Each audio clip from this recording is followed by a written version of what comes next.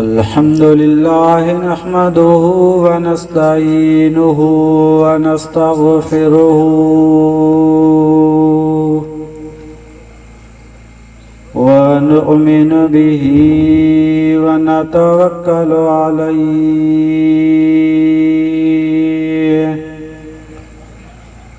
व नऊज़ु बिल्लाहि मिन शुरूरि अनफुसिना व मिन सय्यिआति अमालिना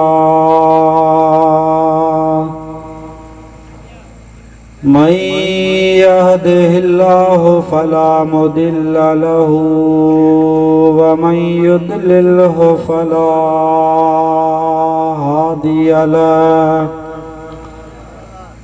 वनशहदु अल्ला इलाहा इल्लल्लाहु वहदहु ला शरीक लहु वनशहदु अन्न सय्यिदना व मौलाना मुहम्मदन अब्दुहु व रसूलुहु सल्लल्लाहु तआला अलैहि व अला आलिहि व अस्हाबिहि व अज़वाजिहि व ज़ुर्रिय्यतिहि व अहलि बैतिहि व बारिक व सल्लिम अलैहि। अम्मा बाद फ़क़द क़ाल अल्लाहु तबारक व तआला फ़ी कलामिहिल क़दीम अऊज़ु बिल्लाहि मिनश शैतानिर रजीम बिस्मिल्लाहिर रहमानिर रहीम क़ुल बिफ़द्लिल्लाहि व बिरहमतिही फ़बिज़ालिका फ़ल्यफ़रहू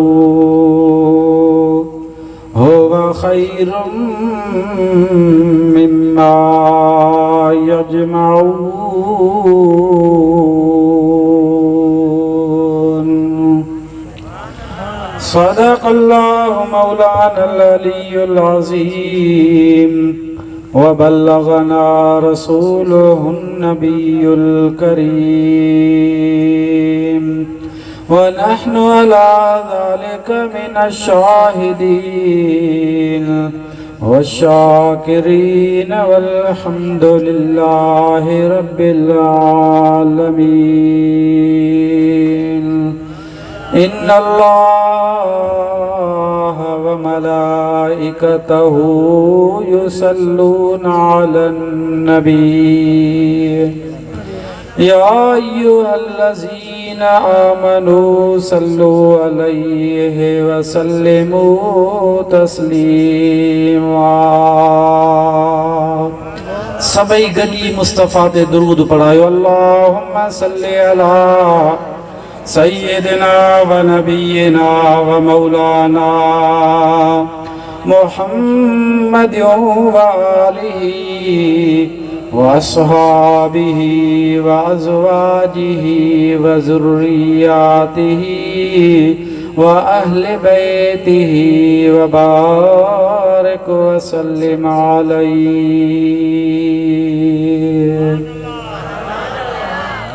निहायती वाजिबुल एहतराम स्टेज जी रौनक बणिल आलिम हाफ़िज़ ऐं पिंडाल में वेठल तमाम आशिक़ाने रसूल जी ख़िदमत में अस्सलामु अलैकुम व रहमतुल्लाह। हे भलारो बरकत वारो प्रोग्राम हर साल वांगुर हिन जगह ते सजायो वींदो आ जंहिंमें रब करीम तव्हां खे मूंखे हाज़िरी नसीब फरमाईंदो आहे। अल्लाह ताला जल्ल जलालुहु व अमन वालुहु जा करोड़े एहसान जो रब करीम ज़िंदगी में एक दफ़ो वरी मुस्तफ़ा जे ज़िक्र वारी महफ़िल नसीब कई आहे। सुभान अल्लाह।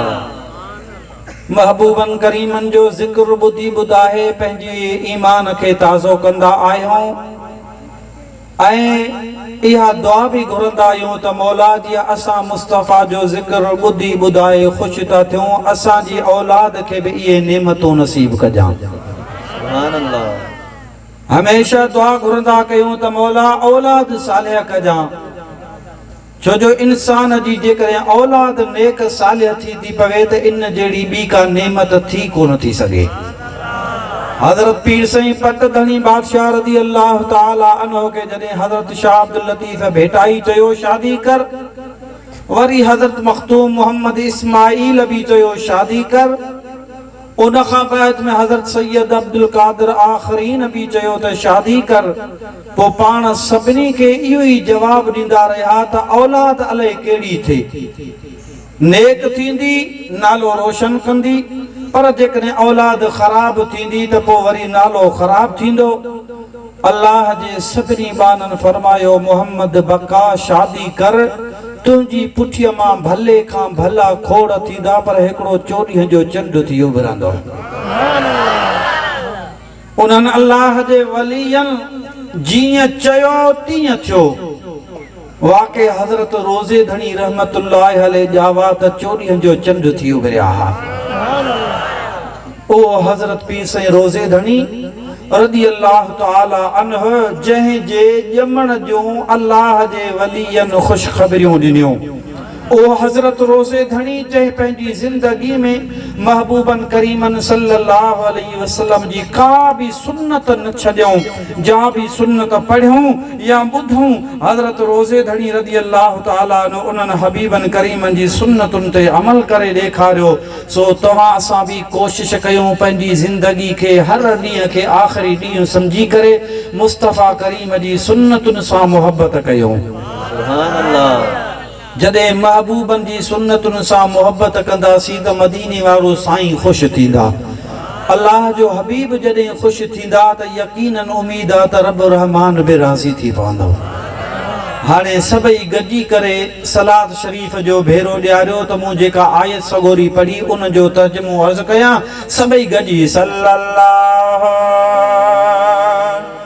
अलैका या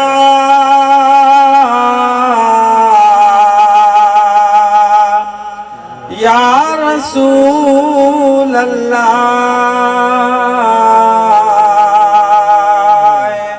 वसल्लम अलैका अञा हिकिड़ो दफ़ो सल्लल्लाहु अलैका या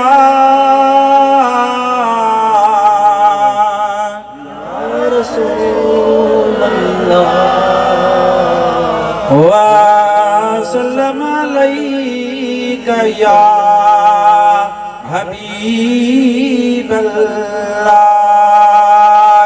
मदीने वारो साईं सल्लल्लाहु अलैहि वसल्लम हिकिड़े दफ़े आया त सहाबी सगोरा वेठा आहिनि, पाण में कचहरी करे रहिया आहिनि।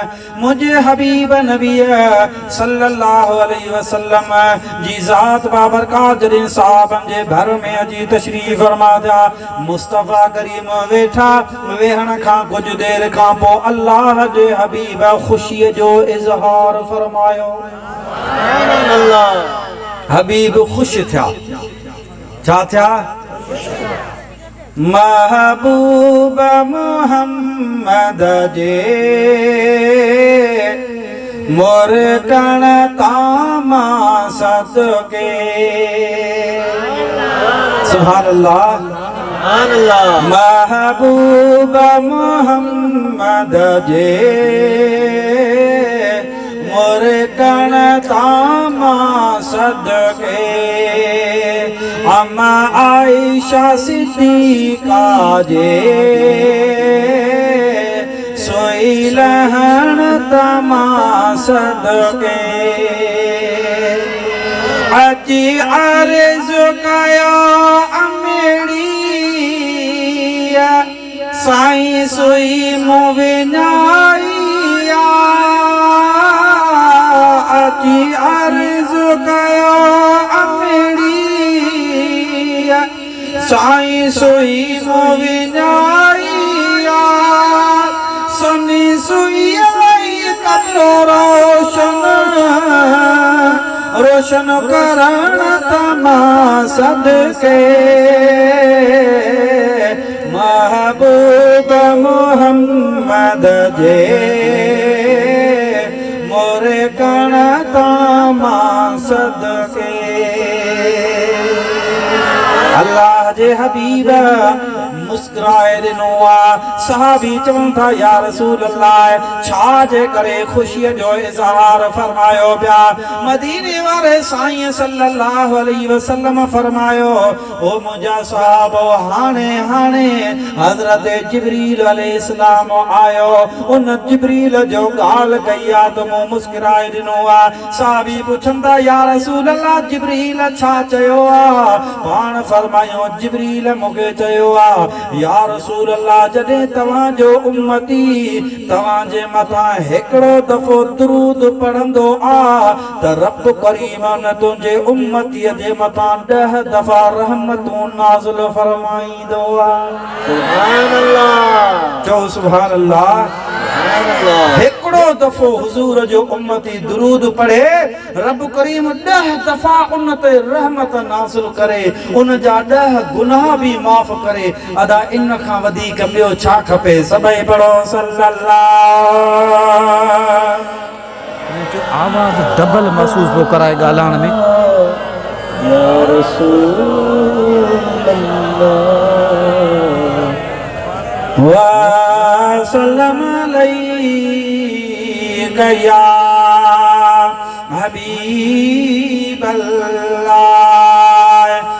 ताला जी ज़ात बाबरकात कुरान करीम में इरशाद फरमायो कुल बिफद्लिल्लाहि व बिरहमतिही फबिज़ालिका फलयफ़रहू हुवा खैरुम मिम्मा यजमाऊन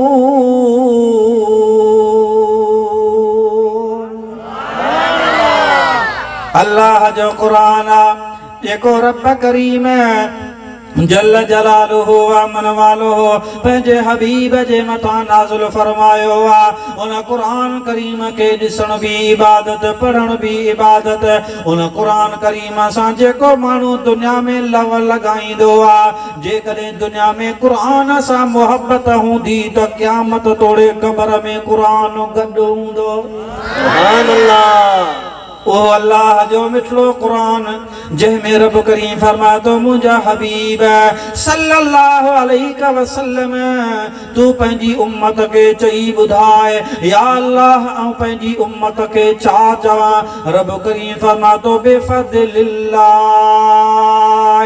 व बिरहमतिही अल्लाह पाक जेको तव्हां ते फज़ल कयो आहे ऐं रब करीम जेका तव्हां ते रहमत कई आहे अल्लाह से फरमातो इन अल्लाह जे फज़ल ऐं अल्लाह जी रहमत मिलण ते खुशी कयो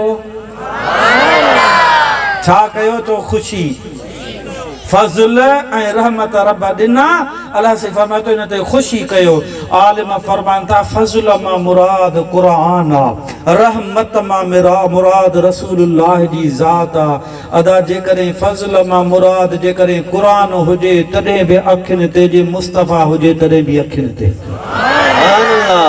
कुरान ऐं फज़ल अल्लाह से फरमातो ये मूं तव्हांखे ॾिना आहिनि अल्लाह जो फज़ल बि आहे त रहमत बि आहे उन अल्लाह जे फज़ल ऐं अल्लाह जी रहमत मिलण ते ख़ुशी कयो हुवा खैरुम मिम्मा यजमाऊन अल्लाह से फरमातो जेको तव्हां गॾु कयो था माना नेकीअ जा अमल निमाज़ हुजे ज़कात हुजे ख़ैरात हुजे कहिड़ा बि नेकी जा कम कयो था रब करीम फरमातो उहे नेकी जा अमल बि भला आहिनि पर उन्हनि खां मुंहिंजे हबीब जे अचण ते ख़ुशि थियणु इहो वधीक भलो आहे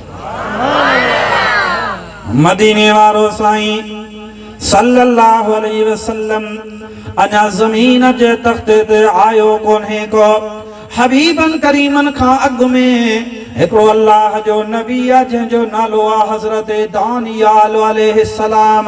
बुख्त नसर बादशाह हो, उन बुख्त नसर बादशाह जे दौर में वो अल्लाह जो नबी हो, पर बुख्त नसर रूई ज़मीन जे मथां बादशाही करण वारो हो। रात जो टाइम बादशाह पंहिंजे हवेली में बिस्तरे ते सुतो पियो आहे। सुते सुते ख्वाब थो ॾिसे हिकिड़ो बुत आहे जंहिं बुत जा पेर ज़मीन ते मथो आसमान ताईं लॻल आहे, पर अजीब नमूनो आहे जो मथो उन जो सोन आहे, उन खां पोइ चांदी आहे, वरी कुझु हिसो पितल जो आहे, कुझु हिसो लोह जो आहे, आख़िर में पेर उन जा मिटीअ ठिकर जा ठहियल आहिनि। अजीब नमूने जो बुत आहे। उन बादशाह ॾिठो त उन बुत जे मथां आसमान मां हिकिड़ो पत्थर अची लॻो आहे। जेको पत्थर लॻंदो वियो बुत भॼंदो भोरा थींदो वञी वारीअ जो दड़ो थियो आहे। उन भितर जे लॻण खां बाद में उन वारीअ जे दड़े मां नूर जूं लाटूं निकितियूं आहिनि, रोशनी निकिती आहे जंहिं सारो जहान रोशन कयो आहे। उहो भितर वॾो थींदो थींदो थींदो तव्हां त रूई ज़मीन खे हुन ढके छॾियो आहे। बादशाह जॾहिं ख्वाब ॾिठो आहे, सुबुह थियो आहे, उहो बादशाह पंहिंजी रैयत जे आलिमनि खे घुराए थो, जादूगरनि खे घुराए थो, चवे थो मूं ही ख्वाब ॾिठो आहे, ताबीर कयो। बादशाह पहिरीं हुनखे ख्वाब ॿुधायो कोन। बादशाह थो चवे मूंखां ख्वाब विसरी वियो आहे, तव्हां ख्वाब बि यादि ॾियारियो, ताबीर बि ॿुधायो। बादशाह खे आलिमनि चयो साईं ख्वाब ॿुधाए त ताबीर ॿुधायो। बादशाह थो चवे ख्वाब विसरी वियो आहे, हाणे या तव्हां अहिड़ो इंतज़ाम कयो या अहिड़ो को माण्हू वठी अचो जेको विसरल ख्वाब बि ॿुधाए त ताबीर बि ॿुधाए। कंहिंखे कहिड़ी ख़बर त बादशाह कहिड़ो ख्वाब ॾिठो। आख़िरकार जॾहिं आलिम जादूगर उन जी रैयत वारा जेके उन दौर जा आलिम हुआ उहे तोड़े जो यहूदी हुया या ईसाई हुया, बहरहाल उन दौर जा इल्म जी ॼाण रखण वारा उहे बि परेशान थिया, जादूगर बि परेशान, वज़ीर बि परेशान थी पिया। आख़िरकार सभिनी गॾिजी फ़ैसिलो कयो त जेकॾहिं विसरल ख्वाब यादि ॾियारींदो त अल्लाह जो नबी ॾियारींदो। हिन पंहिंजे हिन इलाइक़े में अल्लाह जो नबी हज़रत दानियाल अलैहिस्सलाम रहे थो। हाणे हीअं कयो उन अल्लाह जे नबीअ खे वठी अचो, जेकॾहिं सोनो दानियाल आयो त ख्वाब बि यादि ॾियारींदो, ताबीर बि ॿुधाईंदो। हिन हज़रत दानियाल अलैहिस्सलाम खे वठण विया। सोने दानियाल अलैहिस्सलाम खे जॾहिं वठी आया बादशाह सां गॾु तख़्त ते विहारियो वियो आहे। बादशाह थो चवे साईं ॻाल्हि ही आहे, ख्वाब ॾिठुमि विसरी वियो आहे। पाण फरमायो का वॾी ॻाल्हि कोन्हे, तोखे ख्वाब विसरल यादि बि ॾियारियां थो त ताबीर बि ॿुधायां थो। अल्लाह जे नबीअ फरमायो तो ख्वाब ॾिठो आहे त बुत हो, ओ बुत वॾो हो ज़मीन खां आसमान ताईं, पोइ मुख़्तलिफ़ नमूननि जो बैद में पत्थर मथां किरियो, बुत भॼी पियो, उन बुत मां नूर जी रोशनी निकिती, सारो जहान रोशन थियो ऐं उन बुत जे मथां जेको पत्थर लॻो वॾो थी रूई ज़मीन ढके छॾे। बादशाह चयो हा साईं इहो ई ख्वाब आहे। पाण फरमायो इन बुत मां मुराद मुख़्तलिफ़ मज़हब मुख़्तलिफ़ दीन, पोइ जेको सोना माना इहो भलो दीन आहे ऐं जेको चांदी आहे त इहो उन खां हल्को आहे। पोइ आहिस्ते आहिस्ते जेके हेठि इहे माना ख़राब रीतूं रस्मूं दीन ऐं जेको मथां पत्थर लॻो इन मां मुराद आसमानी दीन आख़िरी दीन इस्लाम अचण वारो आहे। इन मां जेका रोशनी निकिती जंहिं सारो जहान रोशन कयो, इहे उन नबीअ जे मञण वारा सहाबी हूंदा, आलिम हूंदा, हाफ़िज़ हूंदा, नेकोकार हूंदा। बादशाह तो चए भला ईंदो कॾहिं थी ईंदो, इहा अल्लाह खे ख़बर आहे, अञा बाद में ईंदो। सुभान अल्लाह। उन हज़रत दानियाल अलैहिस्सलाम जॾहिं जहान छॾियो तॾहिं वसीयत कई त मुंहिंजे जिस्म खे दफ़न न कजो। साईं छो? फरमाए फलाणे जबल जी गार में मुंहिंजे जिस्म मुबारक खे रखी छॾियो, जॾहिं बि तव्हां ते ॾुकार पवे उन ॾुकार वारी सूरत हाल में मुंहिंजो जिस्म मुबारक कढी ॿाहिरि ऐं उस उन खे ॾेखारिजो, पाण ई तव्हां ते बरसात वसी पवंदी। सुभान अल्लाह। अल्लाह जे नबीयन जो मानू वसीलो पिया वठन। नबी करीम जॾहिं नंढड़ा हुया, हज़रत नबी करीम जी नंढड़ाइप वारी उम्र मुबारक में ॾुखार पइजी वियो। माण्हुनि अबू तालिब खे चयो त दुआऊं घुर बरसात वसे। अबू तालिब छा थो करे, मुंहिंजे हबीब जे चाचे खे वरितई। महबूबन करीमन के अबू तालिब जेको महबूब जो चाचो हो उन वरितो। हबीबन करीमन के कोठे करे जबल जे मथां बीठो। जबल जे मथां बीही चए थो, मौला हिन बचड़े मुहम्मद जे हुस्न जे सदके मींहुं वसा। हुजूर जो वसीलो ॾेई बस कयूं त आसमान मां बरसात शुरू थी वई। मुस्तफ़ा नंढड़ो आ, हबीब जे वसीले सां बरसातूं पिया घुरनि। होॾा अल्लाह जो नबी दानियाल जहान छॾे वियो आहे, बज़ाहिर बुरको मटाए वियो आहे, पर उन अल्लाह जे नबीअ जे जिस्म सां दुआऊं घुरंदा हुआ, वसीलो वठंदा हुआ। आख़िरकार एसी ताईं उन अल्लाह जे नबीअ जो जिस्म मुबारक उन गार में सही सलामत पियो हो, जो जॾहिं हज़रत अमीर उमर जी खिलाफ़त जो दौर आयो। अमीर उमर जी खिलाफत जे दौर में के सहाबी उन इलाइके में वया, उते वञी करे इस्लाम जो पैगाम पहुचायूं। बाद में उन्हनि माण्हुनि मुस्लमान थिया। पोइ उन दौर जो उन इलाइके जो जेको अमीर उमर जो गवर्नर रखियल हो, उन अमीर उमर ॾे ख़त लिखी मोकिलियो त हीअं अल्लाह जे नबी हज़रत दानियाल अलैहिस्सलाम जो जिस्म मुबारक पियो आहे सालनि खां वठी करे, पर अल्लाह जे नबीअ जे जिस्म मां ॾींहों ॾींहुं खुशबू ई वधे थी। तूं असां हुजूं हा ताले कॾहिं ॻरी धप करे छॾियूं हा, पर अल्लाह जे नबीअनि जे जिस्मनि खे रब सलामत रखंदो आहे। मुस्तफ़ा फरमाता हर्रमल्लाहु अलल अर्द अन ताकुल अजसादल अंबिया। अल्लाह सही ज़मीन जे मथां हराम कयो आहे त नबीअनि जे जिस्मनि खे खाए। जिस्म त कोन खाईंदी आहे, पर अल्लाह जे नबीअनि जा कफ़न बि सलामत हूंदा।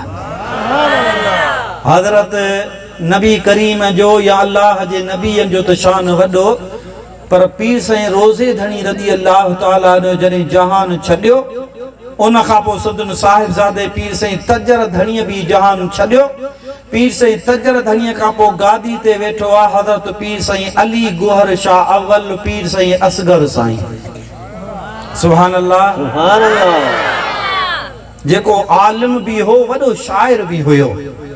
उन अल्लाह साईं जी दरबार में हिकिड़ी मनाजात लिखी आहे।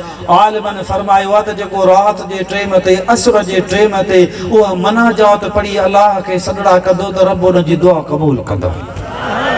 जबरा जुर्म बख्श कयुम जे कबीरा, जबरा जुर्म बख्श कयुम जे कबीरा, जो इन्नका अला कुल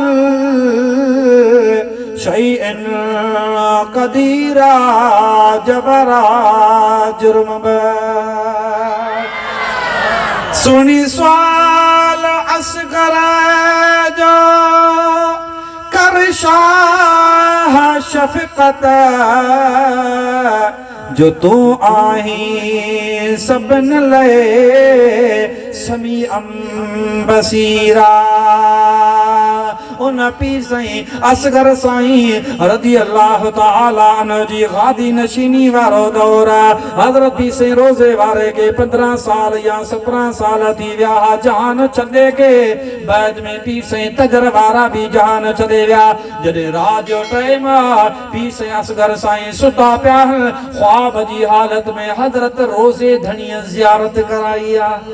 सुभान अल्लाह, जो सुभान अल्लाह, सुभान अल्लाह। साईं मुफ्ती अब्दुल रहीम सिकंदरी रहमतुल्लाह अलैह खां साईं हकुन भी पुछियो, साईं तव्हां के भला पीर साईं रोज़े वारे ज़ियारत कराई आहे? पाण फरमायूं पीर साईं रोज़े वारे एडी त मेहरबानी कई आहे जो हज़रत रोज़े वारो जो जिस्म मुबारक मथे खां वठी पेरनि ताईं मुंहिंजी अखियुनि जे अॻे ते आहे। सुभान अल्लाह।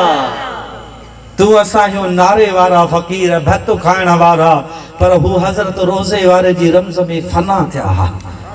रोज़े धणीअ जी रमज़ में जो थियो फना सो फ़कीर आ। उनके नका परवाह जह जो ही प्यारो पीरवा। अॼुकल्ह घणा वरी रोज़े वारे जो दर छॾे ॿियनि पोयां लॻा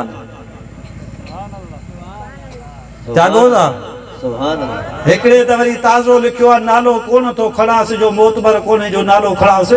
उन वरी ताज़ो लिखियो आहे त मुंहिंजो मोहसिन मुंहिंजो रूहानी रहबर रोज़े वारे के न पीर साईं सरदार के न जंहिंजे पोयां लॻो आहे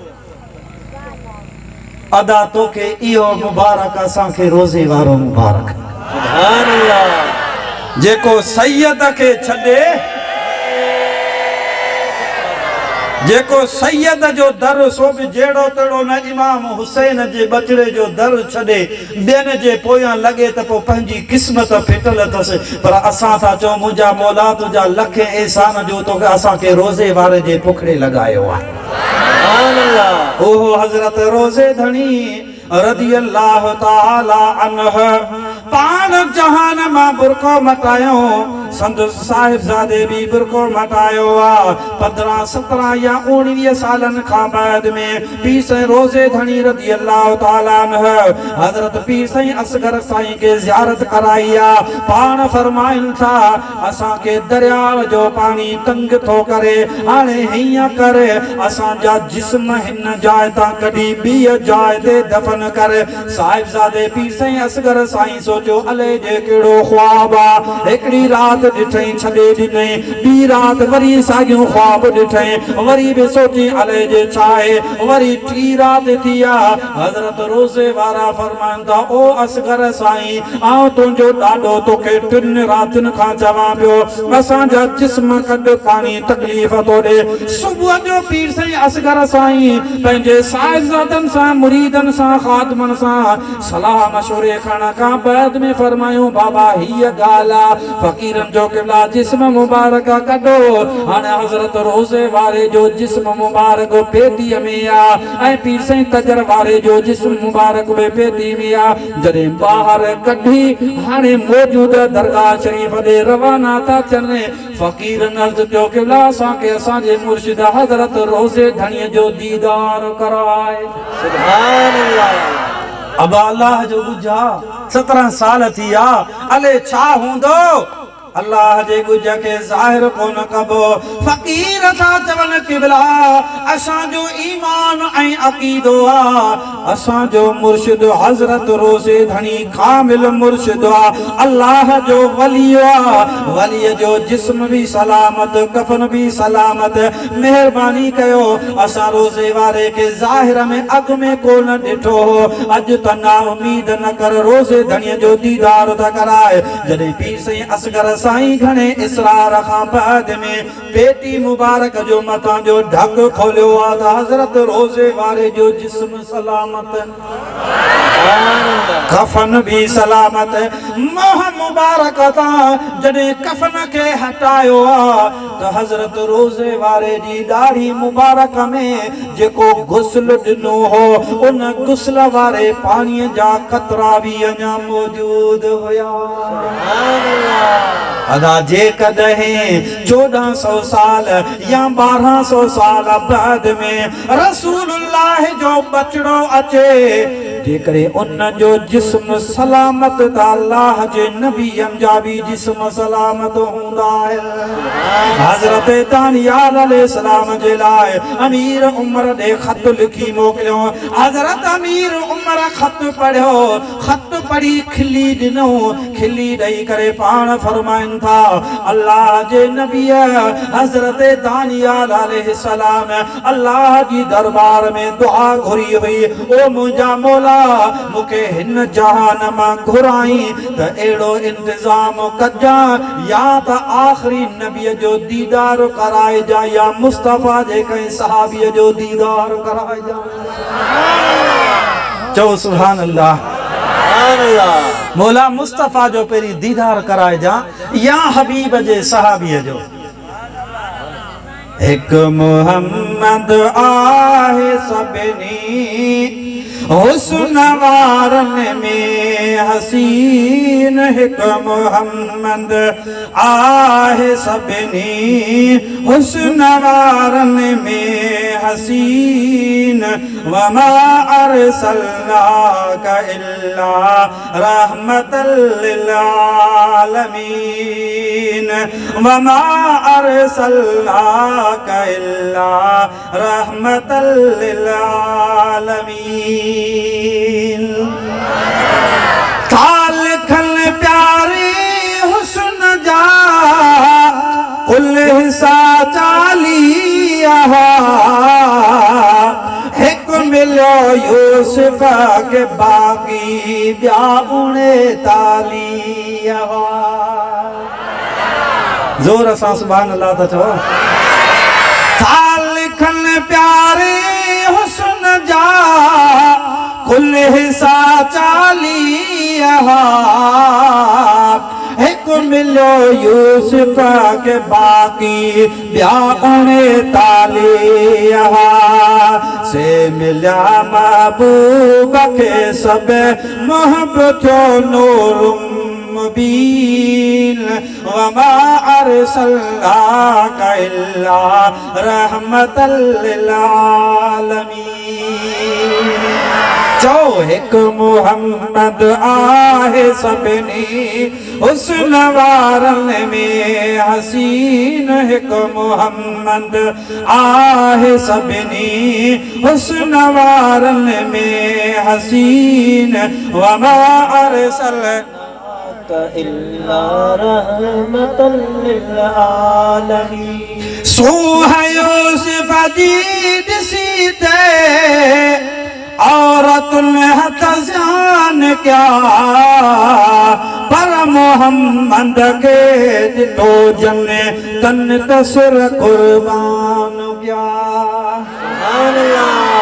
अल्लाह से कुरान पाक में फरमाए तो जने हजरत यूसुफ अलैहिस्सलाम जे लाइ बीबी जुलेखा के माण्हुनि ताना हया जुलेखा जीअ गुलाम बाने ते आशिक थी पई आई। हजरत बीबी जुलेखा थी चवे यूसुफ अलैहिस्सलाम जो हुस्न तवा कोन ॾिठो आ। सुबुह जो अचजो जॾहिं औरतूं सुबुह जो आयूं बीबी जुलेखा छा थी करे उन्हनि खे सूफ़ ॾे थी फ्रूट ॾे थी हथनि में छुरियूं बि ॾे थी चवे थी तव्हां छुरियुनि सां फ्रूट वढे खाओ ऐं हज़रत यूसुफ खे वठी थी अचां। जॾहिं हज़रत यूसुफ अलैहिस्सलाम खे वठी करे बीबी जुलेखा हार सिंगार कराए संभेरे करे जॾहिं ॿाहिरि वठी थी अचे हज़रत यूसुफ जे चेहरे ते औरतुनि जी नज़र पई आ। अल्लाह जो कुरान फरमाईंदो आहे क़त्तान ऐदियहुन उन्हनि औरतुनि पंहिंजा हथ कटाए छॾिया। कंहिं यूसुफ जो हुस्न ॾिसी ख़बर कोन पई त सूफ़ थी वॼा पर पंहिंजी आङुर वढे छॾी। कंहिं हिकिड़ी आङुर कंहिं 2 आङुरियूं कंहिं केतिरियूं कंहिं हथ वढाए छॾियो। हज़रत यूसुफ खे जेकॾहिं मुस्तफ़ा जे हुस्न जी भेट में ॾिसजे त यूसुफ खे हिकिड़ो हिसो मिलियो मुस्तफ़ा के 39 हिस्सा मिला। तो सुभान अल्लाह। यूसुफ अलैहिस्सलाम जो हुस्न ॾिसी औरतुनि हथ वधाया पर मुस्तफ़ा जे पाक नाले ते करोड़नि माण्हुनि पंहिंजूं जानियूं कुर्बान करे छॾियूं। सूह यूसुफ जी ॾिसी ते औरतुनि हथ जान क्या पर मोहम्मद के ॾिठो जने तन तसिर कुर्बान क्या। हो जुलेखा जो पिरीय सही सजन हर दिल नशीन वमा अरसलनाका इल्ला रहमतल लिल आलमीन। नूर सां भरपूर तई दिल दार जी तस्वीर हुई छा चवां रुतबो खुदा जे प्यार जी तस्वीर हुई।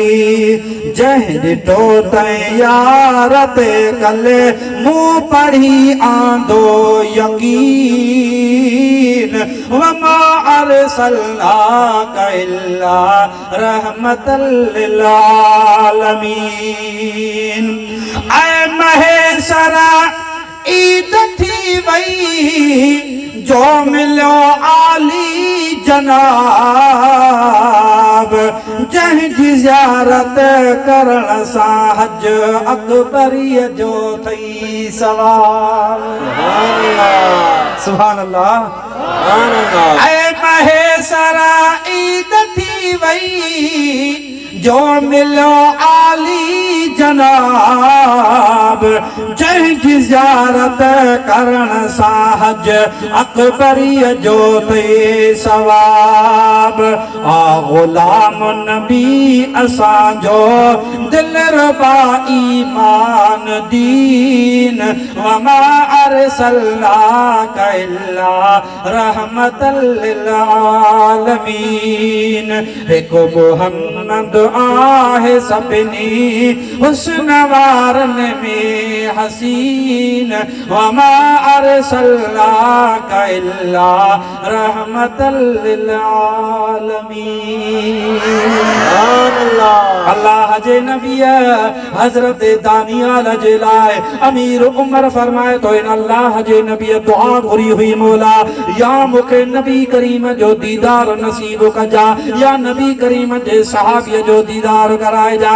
उन अल्लाह जे नबी जी दुआ रब करीम कबूल फरमाइया जो अल्लाह साईं उनके मुस्तफा जे सहाबन जो दीदार कराए तो हजरत दानियाल अलैहिस्सलाम जे लाजने हजरत अमीर उमर उन इलाके वाला खत लिखी मोकले पाण फरमायो अल्लाह जे नबी जे जिस्म जी ज़ियारत करे उन खां पोइ उनके जिस्म मुबारक के दफन कयो।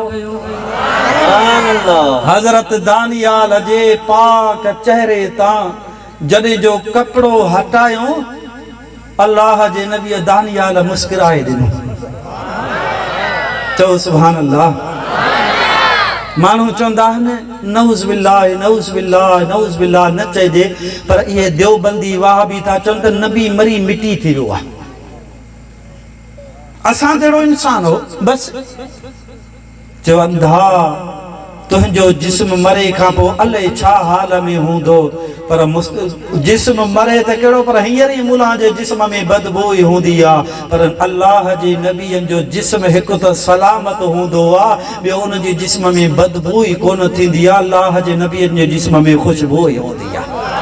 100 साल अल्लाह जे नबीअ जो जिस्म सलामत रहियो आहे त मुंहिंजा इन खे चइबो आहे नबी उहो हूंदो आहे जंहिंखे रब चूंडींदो आहे। चओ सुभान अल्लाह। उन हज़रत दानियाल फरमायो बुख्ते नसर खे त बुख्ते नसर आख़िरी नबी ईंदो। अञा ॿियो वाक़ियो ॿुधायां मुंहिंजे हबीब ते सलात जो भेरो ॾियारे सल्लल्लाहु अलैका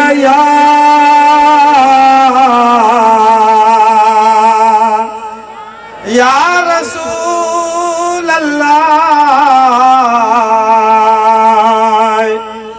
वा सल्लम अलैका या हबीब अल्लाह। भला जे थकजी पिया हो तो खणी दुआ घुरो।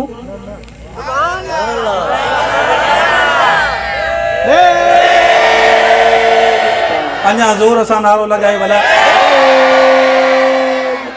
अदा मुर्शिद आयो मौज मची वई भेजे पागारा पवंदी वई थरने बारने में ला इलाहा इल्लल्लाह ज़िक्र जमाई त पढ़ंदी वई। चओ त चारई तस्बीहूं ॿुधायां या चओ त अॻिते मौज़ू हलायां। ला इलाहा इल्लल्लाह जी लाते हुई जान पीर जी जमाई ता हुई वाई सभिनि जे वात हुई सत कोट धणीअ दे कंदी वई मुर्शिद आयो मौज मची वई भेजे पगारा इल्लल्लाह जो आवाज़ दिया उत उते परिवार जो ॾाढो प्यार थियो मुल्क सारो आबाद थियो उते फिटल धरती ठहंदी वई मुर्शिद आयो मौज मची वई भेजे पागारा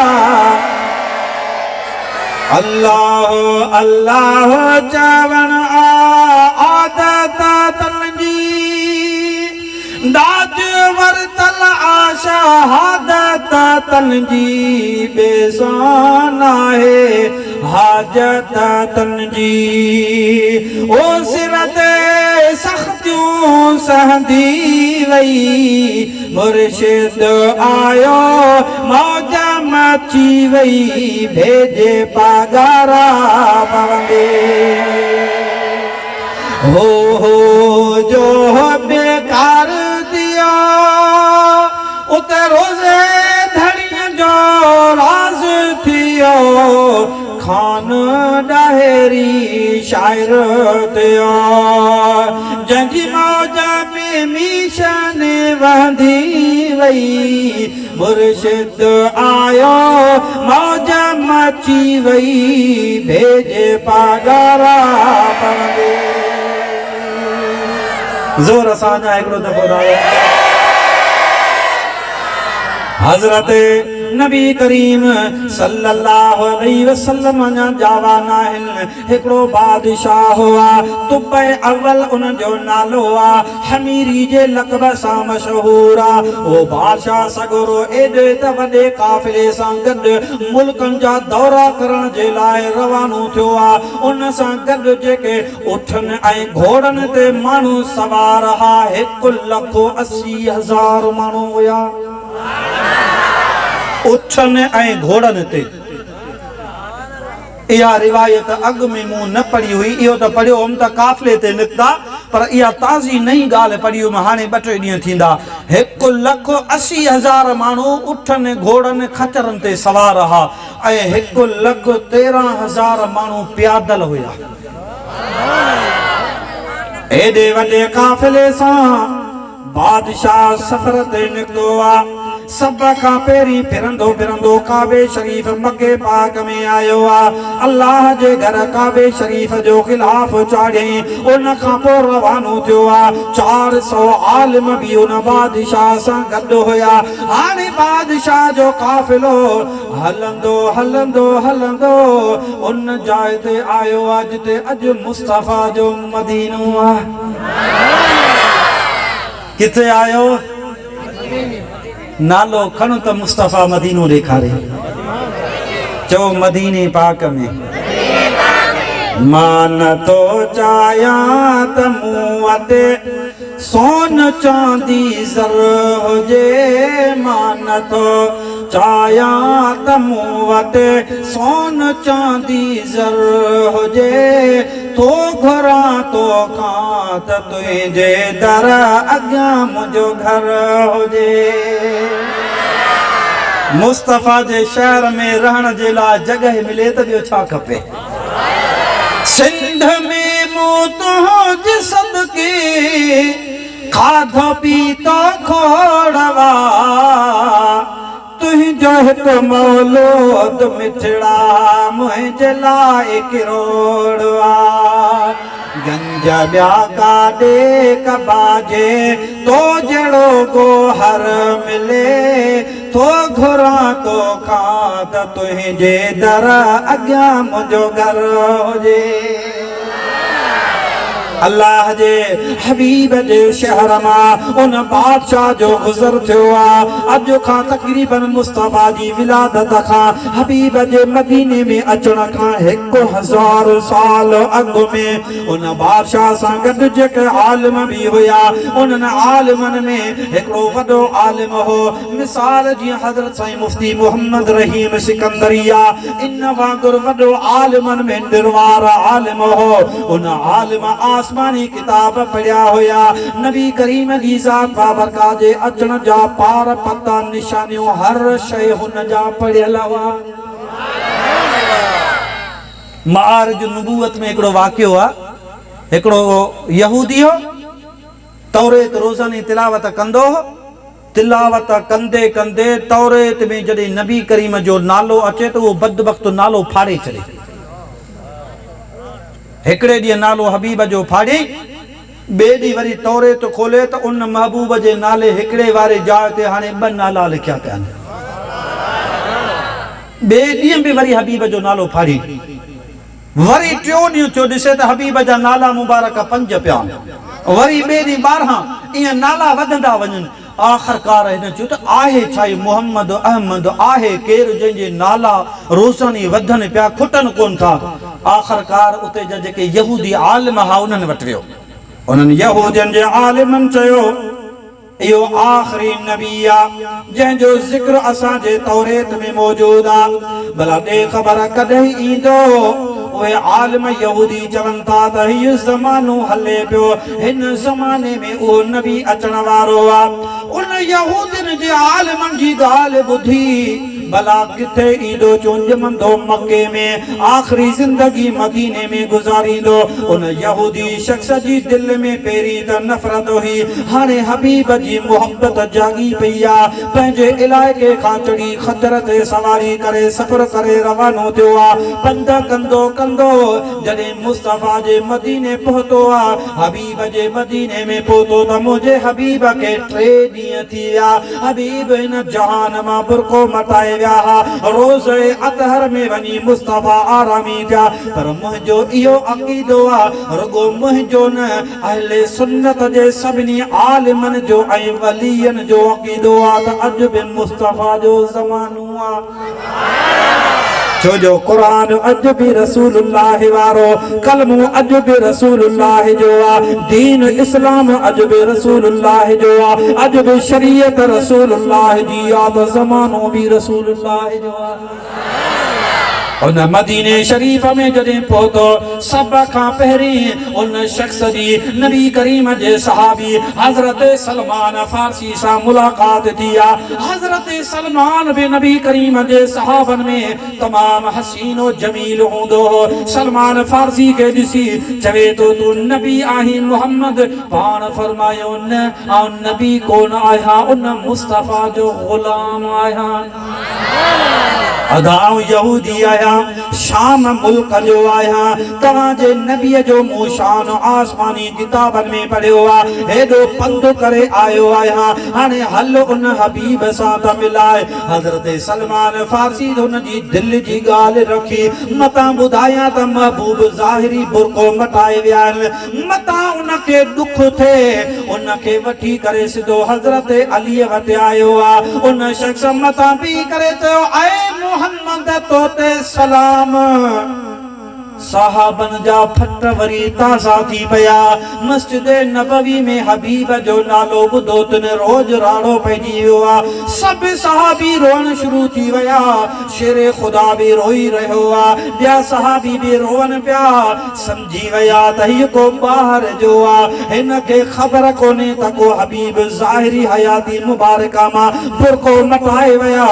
हज़रत अलीअ सॾु करे भर में विहारियो आहे। अली साईं जी भर में वेठो, चवे तो तूं मुहम्मद आहीं?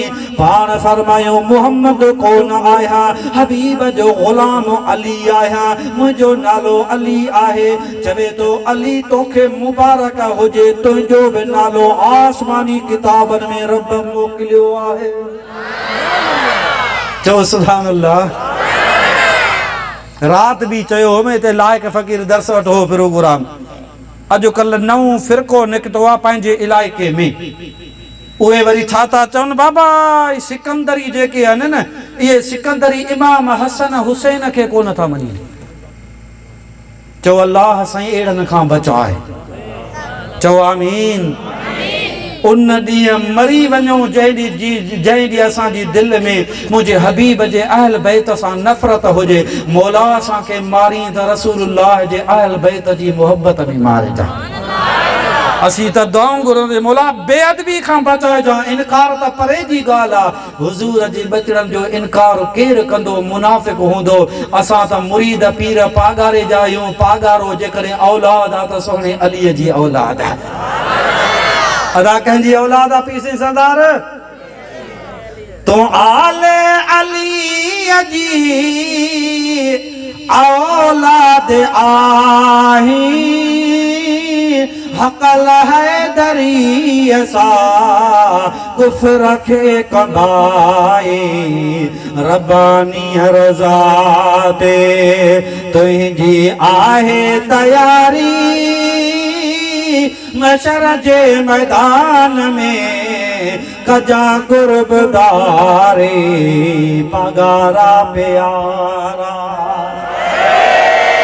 पगारा प्यारा मुंहिंजा लाल लक्यारी मशर जे मैदान में कजा कुर्बदारे पगारा प्यारा।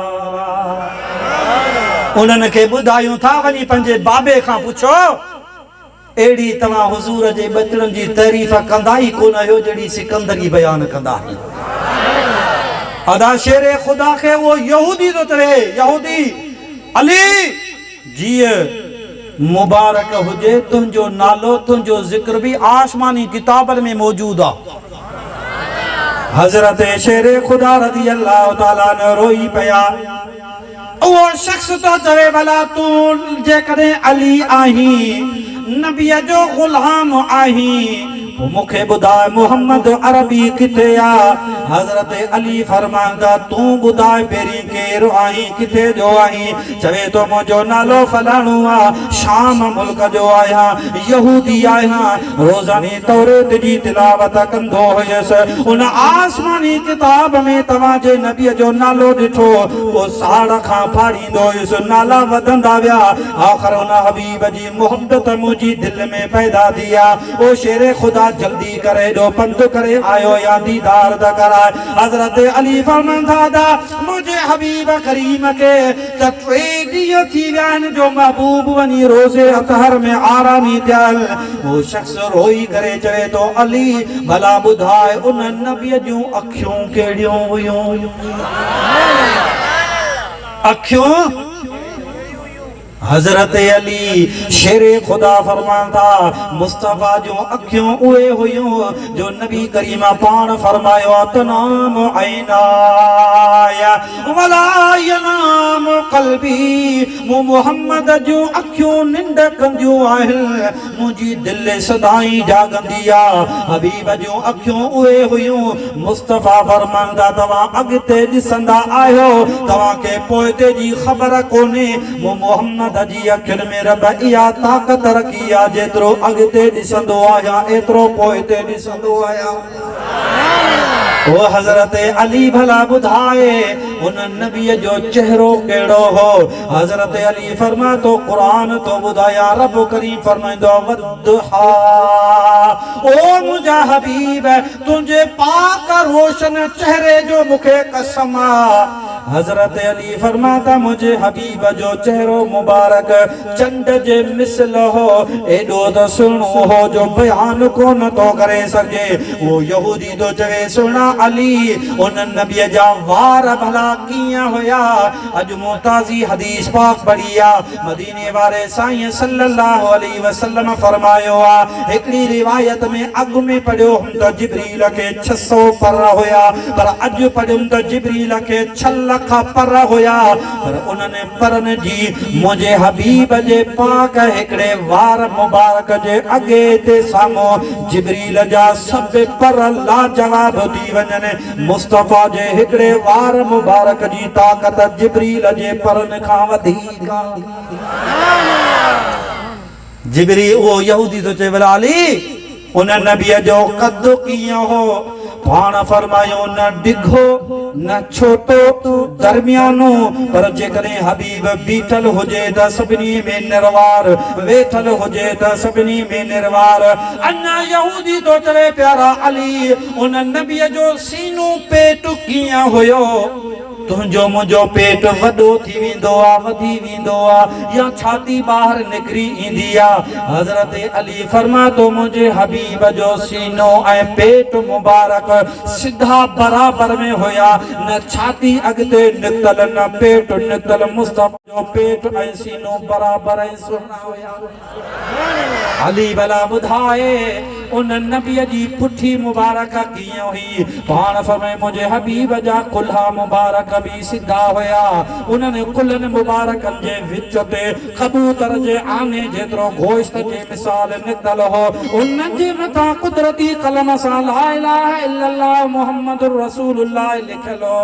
वो यहूदी तो चवे अली भला ॾे ख़बर उन नबीअ जा हथ कीअं हा? हज़रत अली फरमाए तो उहे हथ जंहिंजे लाइ बि खजंदा हा तंहिंजा बेड़ा पार थी वेंदा। हज़रत अनस या मुझे महबूब नबी जो हज़रत अनस बिन मालिक हबीब करीम जो सहाबी हो। नबी करीम के चए तो या रसूल अल्लाह मुखे दुआ त करे, गरीबी हाल मदीने वारो साईं फरमाता मुंहिंजा रब हज़रत अनस खे माल दौलत घणी दे, उम्र बि वॾी कजा, औलाद बि घणी ॾिजा, ऐं मुंहिंजा मौला हिन अनस बिन मालिक जी मग़फ़िरत भी कजा। अल्लाह जो बानो करे जो तू असां बि अमीर थी पऊं, छो जो मूंखे बि पक आहे त हूअं सुभान अल्लाह चओ न चओ पैसे ते पक सभु को चवंदो। अल्लाह एतिरी ॾे जो घणी लालच खां बि बचाए त झेड़े झगड़े वारी मिल्कत खां बि बचाए, ऐं रब ॾे त हलाल जी ॾे हराम खां बचाए। हुजूर जो दुआ घुरी मौला अनस बिन मालिक के दौलत घणी दे। हज़रत अनस बिन मालिक तो चवे 80,000 जिरेब मुंहिंजी पंहिंजी बनी थी हबीब जी दुआ सां थोड़े टाइम, पर हाल ही हो मानन जो खजियों साल में हिकड़ो दफ़ो फल ॾींदियूं हूं, मुंहिंजे बाग बनीअ जूं खजियों साल में 2 दफ़ा मेवा ॾींदियूं। भला ॾे ख़बर उमिरि चए तो हिन वक़्त मुंहिंजी उमिरि आहे 113 साल। सुभान अल्लाह। भला हुजूर फरमायो या अल्लाह औलाद घणी ॾिजां, औलाद घणी अथई? चवे तो हिन वक़्त 120 पुट ऐं 45 धीअरूं आहिनि। चओ सुभान अल्लाह। हबीबन करीमन फरमायो त शादी उन कबीले मां कयो जंहिं कबीले जी औरतूं 12 घणा ॼणींदड़ हुजनि। जागो पिया, 12 घणा ॼणींदड़ हुजनि। अॼुकल्ह त वरी चओ न बाबा 12 घटायो, आबादी घटायो। हबीबन खां पुछियो साईं छो? पाण करीम फरमायो जॾहिं मुंहिंजा उम्मती घणा हूंदा त क़यामत जे ॾींहुं मुहम्मद फ़ख्रु कंदुसि। महबूबन करीमन सल्लल्लाहु अलैहि वसल्लम जी दुआ सां 120 पुट 45 न्याणियूं। ऐं उहो चवे तो त मूं हिकिड़े ॾींहुं पंहिंजे घर में वेठे ॿुधो त या अल्लाह तुंहिंजे हबीब जो 3 दुआऊं क़बूल थियो न, औलाद बि घणी मिली आहे, मिल्कत बि घणी मिली आहे, ऐं उमिरि बि वॾी थी आहे। हाणे चौथी दुआ रसूलुल्लाह जी मुंहिंजे हक़ में रहियल आहे। अल्लाह जे हबीब जी ज़ात बाबरकात जे उन सहाबीअ खे ग़ैब मां आवाज़ आयो, ओ मुंहिंजा बाना हबीब जा उम्मती परेशान न थी, तोखे ऐं रब माफ़ी ॾेई तंहिंखां पोइ हिन जहान मां घुराईंदुसि। चओ सुभान अल्लाह। त मुंहिंजा अदा दुआ रंग लाहींदी आहे। उन शख़्स चयो साईं भला अली ॿुधाए उन हबीब जा हथ कीअं पाप में? उहे हथ जिन हथनि जा रब क़ुरान में कसम खणे हबीब जूं वसफ़ूं अली ॿुधाईंदो वञे। हाणे जो अञा वसफ़ूं ॿुधाईंदुसि त पोइ 3 में मिड़े कुझु अञा वधीक थी पवंदो। कलाक पूरो थी वियो।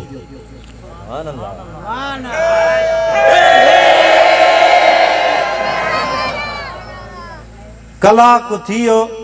हाणे अञा घड़ी तकरीर हले जो सुबुह वरी 12 वारी रैलीअ में बि अचो।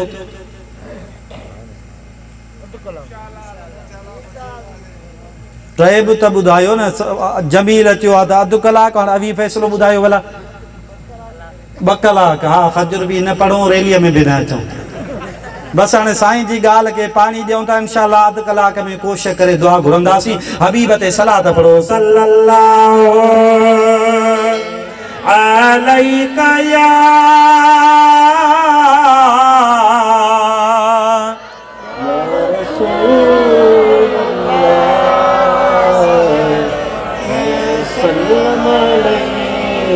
या हबीब अल्लाह। हजरत अली रज़ी अल्लाह ताला अन्हु जॾहिं वसफ़ूं ॿुधाईंदो वञे वो यहूदी हबीब जी हर हिक वसफ़ जी तस्दीक कंदो वञे।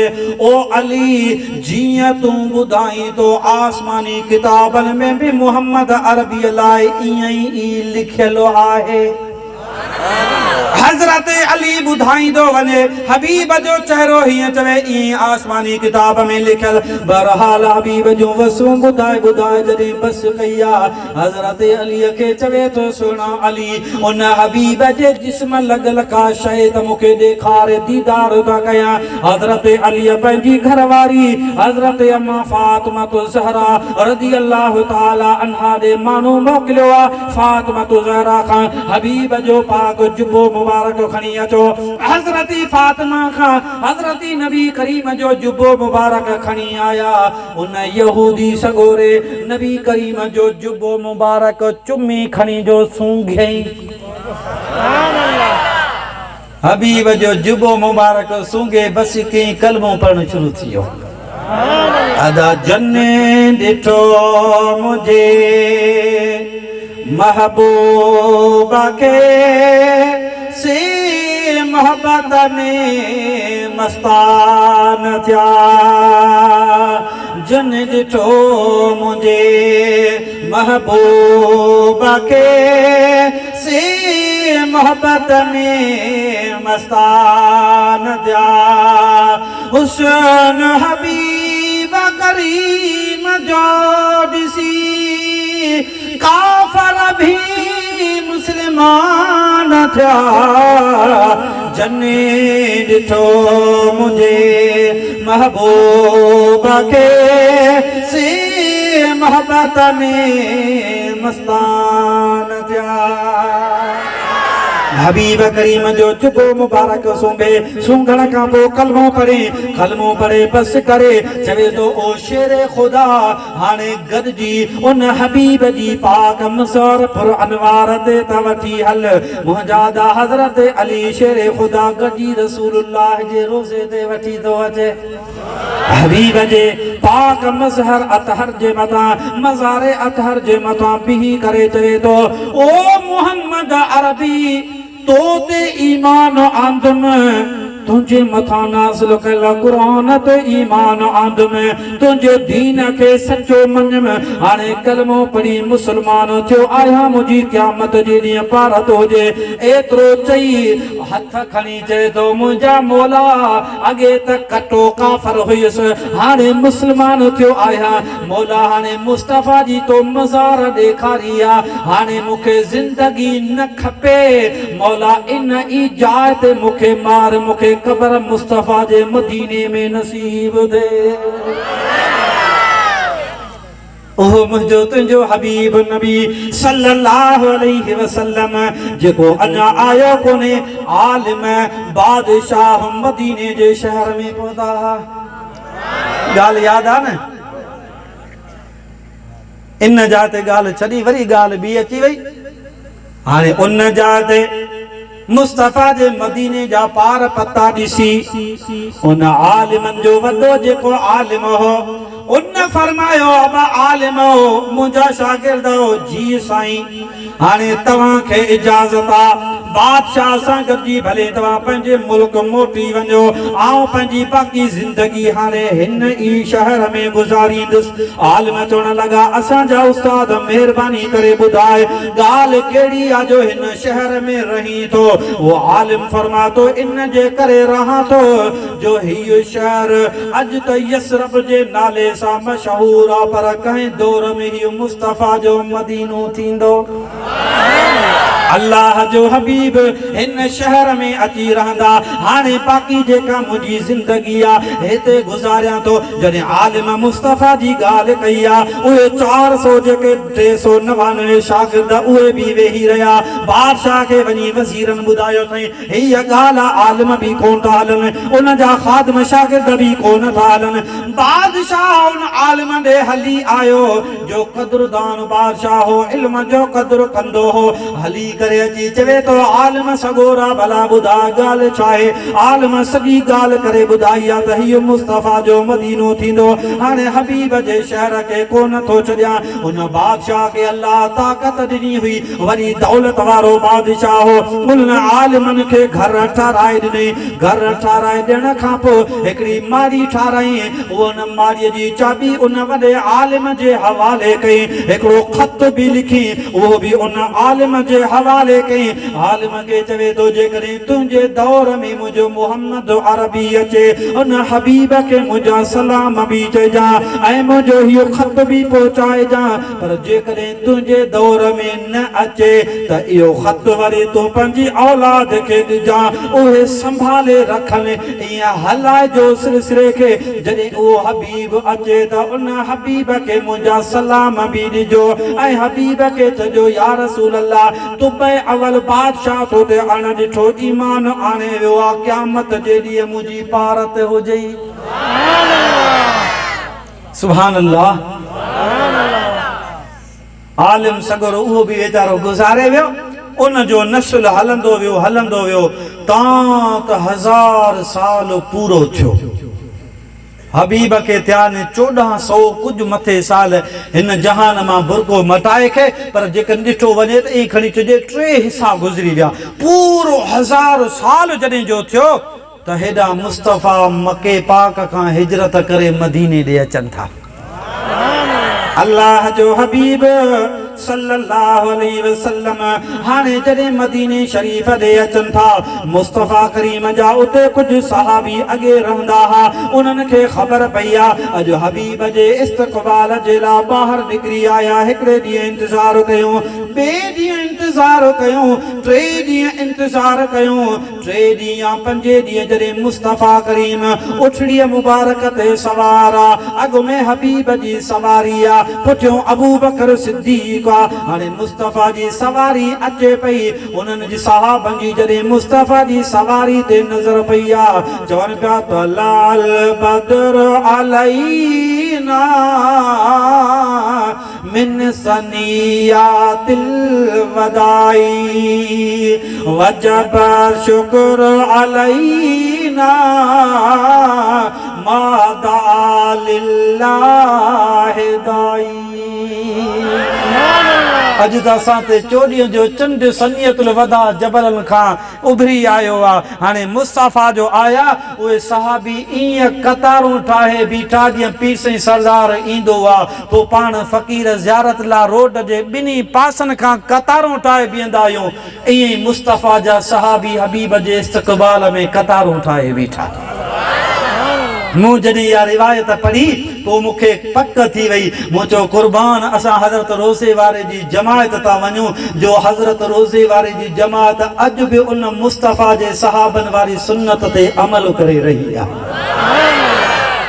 अल्लाह जो हबीब जो आया सहाबी चइसि मुंहिंजी दावत ते हलो ॿियो चवे मूं ॾे हलो टियों चवे या रसूल अल्लाह मूं ॾे हलो हबीब करीम खे ख़बर आहे त मूंखे कंहिंजो महिमान थियणो आहे मदीने वारो साईं फरमांदा हीअं कयो मुंहिंजी उठ जे नक मां मुहार कढो मुंहिंजी उठ जंहिंजे बि हली घर वेहंदी ऐं मुहम्मद उन जो महिमान आया सहाबन सगोरनि नक मां मुहार कढी आहे उठ मुबारक रवानी थी आहे अदा वहाबी था चवनि तबलीगी था चवनि त नबीअ खे ग़ैब जो इल्म कोन्हे अंधनि हदीसुनि जा किताब पढ़िया कोन्हे अदा मुस्तफ़ा खे त ग़ैब जी ख़बर आहे पर हबीब जी सवारी उठड़ीअ खे बि ख़बर आहे त मुस्तफ़ा खे कंहिंजो महिमान थियणो आहे ऐ बवारा तूं असां पर मुस्तफ़ा बे ऐब आ ग़ैब जो ख़बरूं ॿुधाइण गौर कर इहो ग़ैब आ छो थियो ही न चो हिकु जहिड़ो मुंहिंजे हुज़ूर खे आ मुहम्मद नूर ज़ाते नूर मञिबो नूर खे हबीब जी सवारी उठड़ी मुबारक पहिरीं जेको साहबी जो घर आयो आहे उन घर जे दरवाज़े ते बीठी आहे कंधो खणी हीअं निहारे सोची हिते हबीब मेहमान थियणो नाहे अॻिते रवानी थी आहे ॿियो घर आयो आहे दरवाज़े ते बि कंध अंदर खणी निहारे वरी अॻिते हलणु शुरू थी आहे हलंदी वञे तां त उहो घर आयो आहे उन आलिम जे नस्ल मां हज़रत अबू अयूब अंसारी रहंदो हो मुस्तफ़ा जी सवारी जॾहिं अबू अयूब अंसारी जे घर जे दरवाज़े ते पहुती आहे अंदर गेट मां दाख़िल थी घर में अची अंगण ते वेठी आहे हेॾां अबू अयूब अंसारी डोड़ंदो थो अचे हेॾां मुस्तफ़ा ॾाकीअ तां लहनि पिया महबूब फरमाता अबू अयूब अंसारी तुबे अवल बादशाह वारो ख़त मूं मुहम्मद जे हवाले कर ज़ोर सां सुभान अल्लाह जेको हबीब जी विलादत खां 1000 ऐं कुझु साल अॻे ॾेई वियो हो तक़रीबन खणी तुंहिंजे 1053 साल अॻु में ॾेई वियो हो मुस्तफ़ा खे उन ख़त जी ख़बर आहे हबीब फरमायो ख़त मूंखे ॾे ख़त ॾिनो महबूब पढ़ी फरमाइनि था क़यामत जे ॾींहुं जे मुंहिंजनि गुनाहगारनि जी सिफ़ारिश कंदुसि ईअं तुबे अवल बादशाह जी बि अल्लाह जे हुज़ूर सिफ़ारिश कंदुसि हशर वेला हूंदा सवेरा जराणा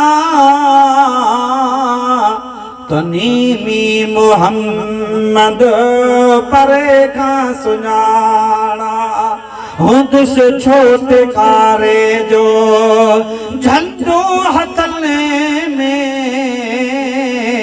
जीअं गुल गुलाबिया सुहिणो गुलनि में मुझो मुस्तफ़ा पाक पदरू लखन में जीअं गुल गुलाबिया सुहिणो गुलनि में क़यामत में हर को कंदो जान पुख़्ती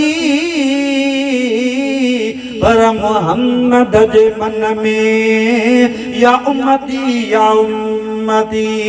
अहिड़ियूं सव सजायूं ॾेखारे ॾुखनि में जीअं गुल गुलाबिया सुहिणो गुलनि में शुक्र कर महेसर शफ़ादार मिलियो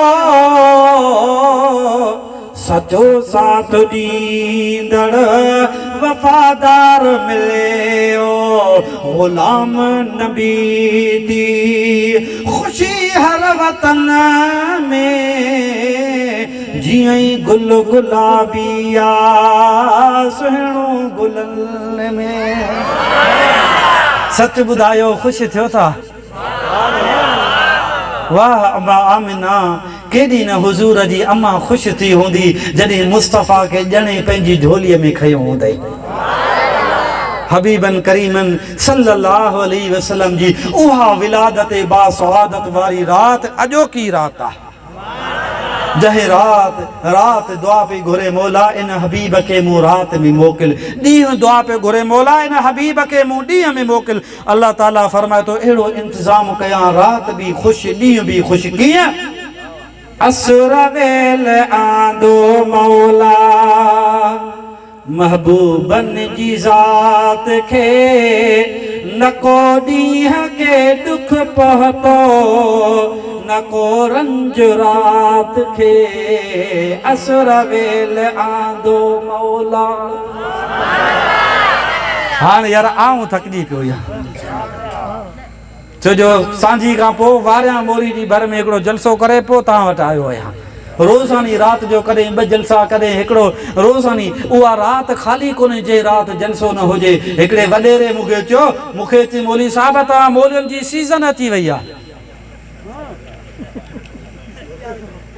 मौली तव्हांजी सीज़न अची वई आहे मूं चयो अदा के व्याज ॾेई वठी रोज़ी कनि के शराब वठी विकिणी करे रोज़ी कनि के मुंहिंजा अदा कंहिंखे वेढ़ाए गिलाऊं गीबतूं करे रोज़ी कनि पर मूं चयो हर कंहिंजो नसीब अपना अपना पसंदि अपनी अपनी हुननि जो नसीब ईअं रोज़ी आहे असांजो रब जा शुक्र था कयूं लखे एहसान था कयूं जो मुस्तफ़ा जे सदके खाईंदा आहियूं असां के रोज़ी रब नसीब मुस्तफ़ा जे ज़िक्र जे सदके कई आ।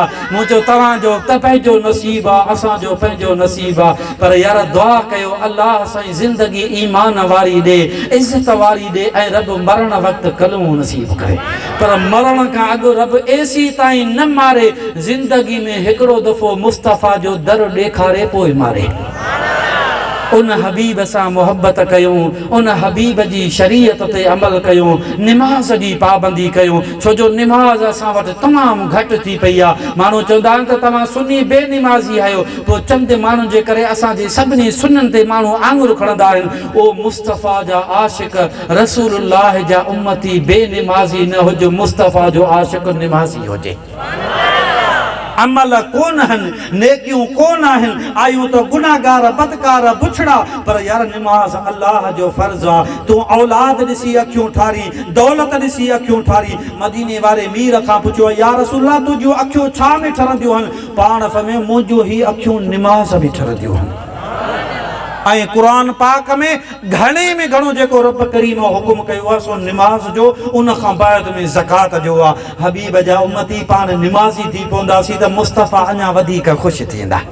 पीसे रोज़े धणी जी मलफूज़ा शरीफ़ में नकुल मुबारक आहे। पाण फरमायो हिकिड़े अल्लाह जे वली हज़रत नबी करीम खे ख्वाब में ॾिठो। पर मुंहिंजो उस्ताद क़िबला सही मुफ्ती अब्दुल रहीम सिकंदरी फरमाईंदा हुआ त ॾिसण वारो हज़रत रोज़े वारो पाण हो, छो जो अल्लाह जा वली कंदा आहिनि लिक।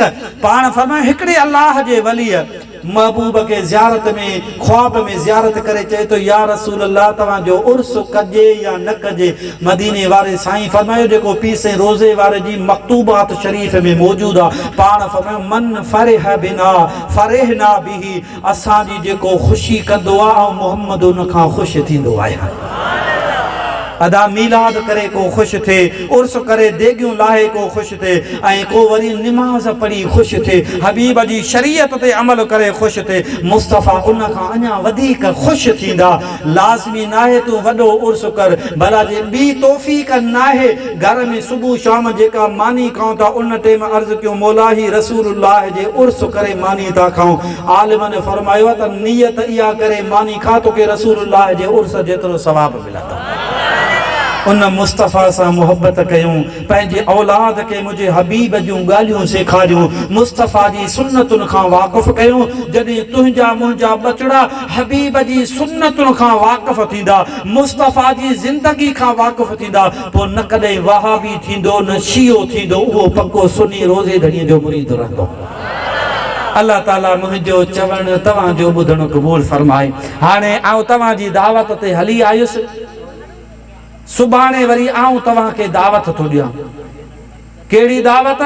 दावत इहा तो ॾियां त साईं कारी मोहम्मद कामिल वारा हितां खां पंहिंजे मदरसे खां रैली कढंदा। उहा रैली हितां तव्हांजे ॻोठनि खां फिरंदी फिरंदी ढिलियार खां ढिलियार मोड़ मदरसा शाह मर्दान शाह में पहुचंदी। उन जाइ ते मुस्तफ़ा जी विलादत जो ज़िक्र आलिम कंदा। आख़िर में कुझु मिंट आउं बि तव्हांखे मुस्तफ़ा जो मोहब्बत वारियूं ॻाल्हियूं ॿुधाईंदुसि।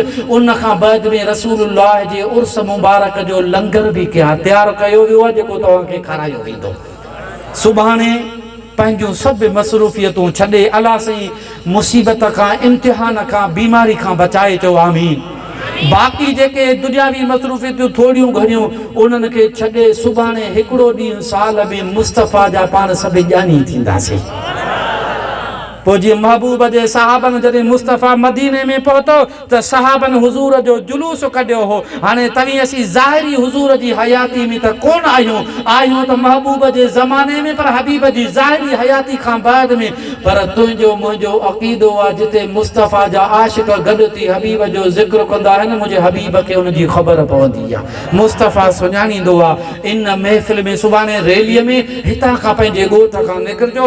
ढिलियार ते असां तव्हांजो इंतज़ारु कंदासीं। उतां रैली जीअं पहुचंदी त सिधो मदरसे में हलंदासीं। उते प्रोग्राम अलाह ख़ैर करे कलाक जे अंदरि इंशाअल्लाह ताला ख़तमु कबो। उन खां पोइ दुआए ख़ैर थींदी। पर यादि रखो मुस्तफ़ा जो ॼानी जेको हुजे उन जे वात में सिगरेट न हुजे, उन जे वात में एकी असो न हुजे, उन जो कपिड़ो पलीत न हुजे, उन जो जिस्म पलीत न हुजे, उन जो मथो उघाड़ो न हुजे। साफ़ सुठा धोतल कपिड़ा पाए वेंजी सेंजी ख़ुशबू लॻाए ही मुस्तफ़ा जी नालेन वारा बेज लॻाए झंडा खणी पोइ हबीब जा ॼानी थी मुस्तफ़ा ते सलात वसलाम दुरूदो सलाम पढ़ंदा करे उहो सुबुह को ॾींहुं गुज़ारींदासीं इंशा अल्लाह ताला। जॾहिं ईअं कंदासीं हबीब सां मोहबत जो इज़हार त छा थींदो तुंहिंजी मुंहिंजी क़ब्र सोली थी पवंदी। अल्लाह ताला तौफ़ीक़ ॾींदो। सुभाणे पंहिंजा पंहिंजा जंहिं वटि मोटरसाइकिल आहे कार आहे जेका बि सवारी आहे इहे पंहिंजूं सवारियूं खाए सुबुह को ॾींहुं मुस्तफ़ा जे नाले ते क़ुर्बान कजो। अल्लाह ताला तव्हांजी मुंहिंजी सभिनी जी अॼु बि हाज़िरी क़बूल कंदो सुभाणे बि क़बूल कंदो। अल्लाह ताला तव्हांखे मूंखे बि नेक बनाए। अल्लाह ताला तव्हां असांजी औलाद खे बि नेक सालिह बनाए। रब करीम तव्हांजा असांजा जेके बि मिट माइट गुज़ारे विया आहिनि उन्हनि खे जन्नतुल फिरदौस में आला मुक़ाम अता फ़रमाए। हाने हथड़ा खणो त अल्लाह जे हुज़ूर दुआ घुरूं। अल्लाहुम्मा आमीन। अल्लाहुम्मा सल्लि अला सय्यिदना व नबियना व मौलाना मुहम्मद व अला आलिहि व असहाबिहि व अज़वाजिहि व ज़ुर्रियतिहि व अहले बैति व बारिक व सल्लिम अलैहि। या इलाहल आलमीन हे तक़रीबन आधी रात जो टाइम थियो आहे तुंहिंजे हबीब जा उम्मती तो रब जी रज़ा जे वास्ते तुंहिंजे हबीब जो ज़िक्र ॿुधण लाइ वेठा असीं ॿुधण आयासीं। ओ मुंहिंजा मौला जेकॾहिं असां खां का ग़लती का ख़ता थी वई हुजे त पंहिंजे हबीब जे सदके माफ़ कजां। मौला ही मिस्कीननि जो हिते ज़मीन ते वारीअ ते वेहण क़बूल फरमा। ऐं मुंहिंजा मौला असां सभिनी खे जेके परे परे खां पंहिंजे घरनि खां पंध करे आया आहियूं इन पंधनि जे सदके असांजी आख़िरत सवली कजां। ऐं मुंहिंजा मौला असांखे बीमारी खां बचा असांखे कर्ज़नि खां बचा असांखे माण्हुनि जी मोहताजी खां बचा मौला हासिदनि जे हसद खां बचा नाज़ुरनि जी नज़र खां बचा दुश्मननि जी दुश्मनी खां बचा। मौला असांखे मुस्तफ़ा जो पको आशिक़ रसूल उम्मती बनायो अथई अञा ईमान सलामत फरमा। या अल्लाह पंहिंजे हबीब जे सदके जेके बे औलाद आहिनि तन खे नेक सालिह औलाद अता फरमा। जिन खे पुट न आहिनि मुस्तफ़ा जी विलादत वारी रात जो सदको मौला उन्हनि खे नेक पुट अता फरमा। जिन खे न्याणियूं न आहिनि मौला मुस्तफ़ा जी विलादत जो वास्तो हबीब जी न्याणी अम्मा फातिमत ज़हरा जो वास्तो उन्हनि खे नेक पाक न्याणियूं अता फरमा। असांजी औलाद खे नेक सालिह बना। हाजी मोहम्मद रहीम मंगरो बीमार आहे अब्दुल करीम दर्स बीमार आहे मोहम्मद आकिल जी वालदा बीमार आहे मंसूर जी भेण बीमार आहे। ऐं मुंहिंजा करीम रब तूं ॼाणी तो मुस्तफ़ा जो वास्तो इन्हनि बीमारनि खे शिफ़ा अता कर उन्हनि जी बीमारी शिफ़ा में तब्दील फरमा।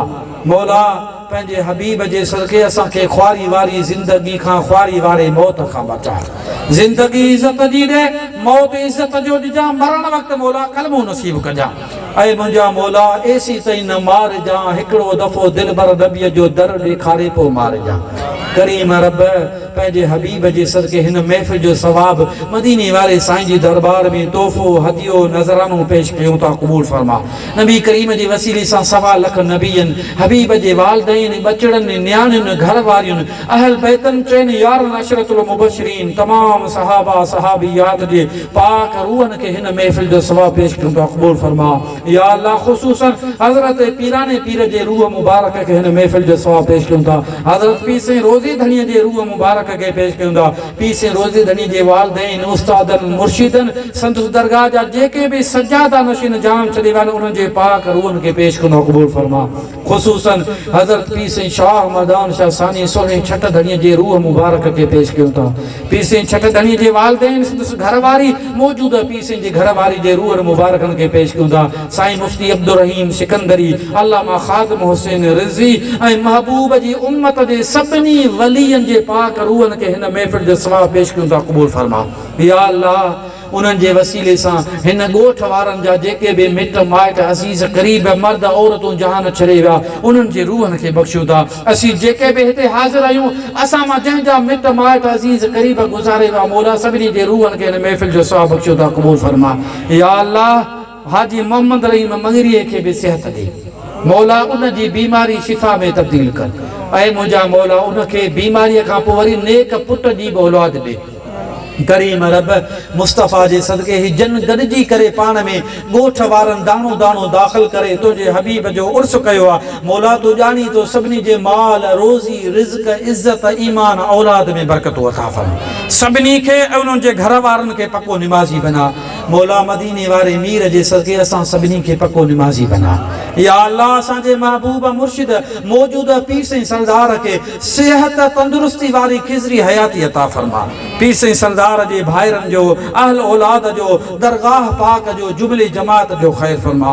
मौला असांजे मुल्क पाकिस्तान ॾे ख़ैर फरमा। पाकिस्तान जी फ़ौज रेंजर ऐं पाकिस्तान जी सरहदुनि जी हिफ़ाज़त करण वारनि मुहाफ़िज़नि जो ख़ैर फरमा। करीम रब मदीने वारे मीर जी सारी उम्मत जो ख़ैर फरमा।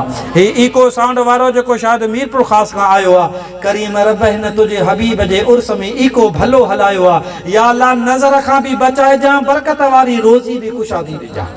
मौला मुस्तफ़ा जे सदके असां जो दुआऊं क़बूल फरमा। हे जेके आलिम हाफ़िज़ कारी स्टेज ते वेठा आहिनि, मौला इन्हनि खे बि बरकत वारी रोज़ी कुशादी अता कर। इन्हनि जे सदके मूंखे बि बरकत वारी हलाल जी कुशादी रोज़ी ॾे। मौला हिननि जे बचड़ा जेके मदरसनि में हिननि आलिमनि हाफ़िज़नि वटि पढ़नि था, ऐं मुंहिंजा मौला उन्हनि बचड़नि खे नेक सालिह कर। उन्हनि जे सदके असांजे मदरसे में जेके बचड़ा पढ़नि था, मौला उन्हनि खे बि सालिह कजां। ऐं असांजे मदरसनि सां जेके बि तावन कनि था, मौला उन्हनि तावन कंदड़नि खे तो दीन दुनिया जो भलाइयो नसीब कर। या अल्लाह मुस्तफ़ा जे सदके असांजा सुवाल मंज़ूर ऐं मक़बूल कर। बेबरकत इन्नल्लाह व मलाइकतहू युसल्लूना अलन नबी या अय्युहल्लज़ीना आमनू सल्लू अलैहि व सल्लिमू तस्लीमा। अल्लाहुम्मा सल्लि अला सय्यिदिना व नबियिना व मौलाना मुहम्मद व अला आलिहि व सहबिहि अजमईन। ला इलाहा इल्लल्लाह मुहम्मद रसूलुल्लाह। हाणे सुभाणे